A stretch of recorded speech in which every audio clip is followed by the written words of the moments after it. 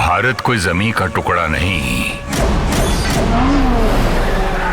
एक जीता जागता राष्ट्र पुरुष है। यहाँ की नदी नदी गंगा है और कंकर कंकर शंकर है। हम जिएंगे तो भारत के लिए और मरेंगे तो भारत के लिए। और जब भी कोई सिर फिरा बहती हुई गंगा से अपने कान लगा के सुनेगा तो एक ही आवाज आएगी,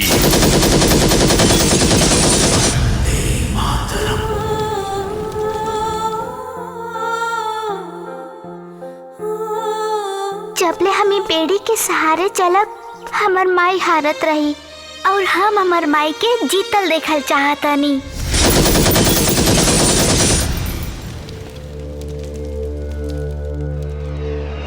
दिल थाम के बैठो चाहने वालों,